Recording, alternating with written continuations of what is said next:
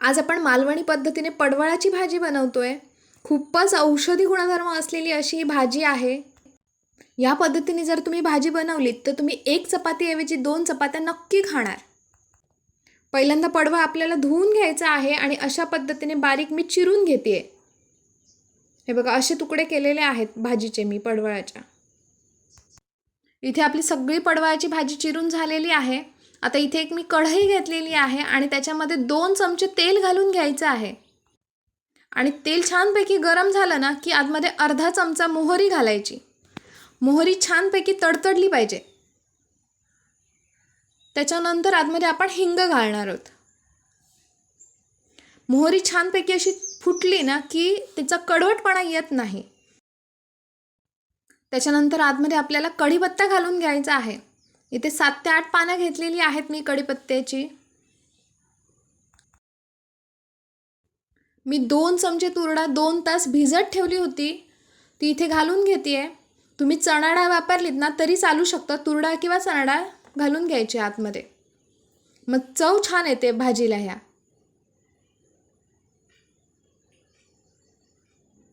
ही परतून घ्यायची आहे थोडीशी तेलावर आणि त्याच्यावर आता आपण मिरच्या घालणार आहोत। इथे मी 2 मिरच्या घेतलेल्या आहेत कापून।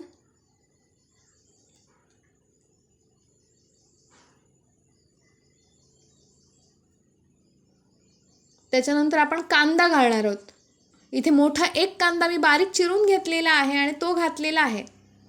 कांदा घालून आपल्याला झाकून ठेवायचं आहे, म्हणजे डाळ थोडीशी शिजणार ती।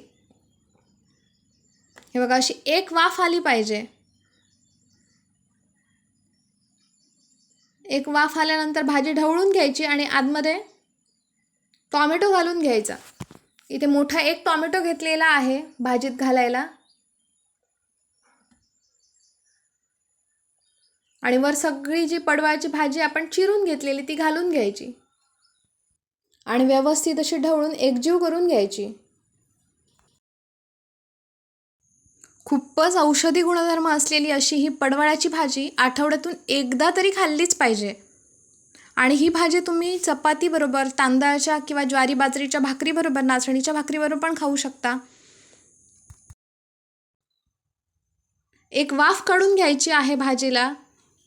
त्याच्यानंतर आतमध्ये आपण मीठ घालणार आहोत, चवीप्रमाणे मीठ घालून घ्यायचं।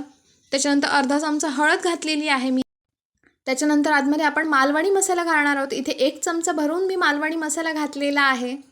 मालवणी मसाल्यामुळे चव छान येते भाजीला एकदम।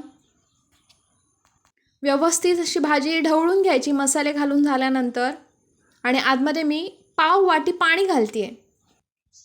पाणी घालून झाल्यानंतर वर झाकण ठेवून ही भाजी आपल्याला व्यवस्थित अशी शिजवून घ्यायची आहे। मध्ये मध्ये तुम्ही ढवळून बघितलेत तरी चालू शकतं।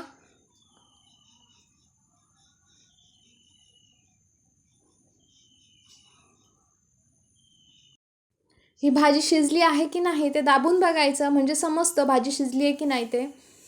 इथे आपली भाजी शिजलेली आहे।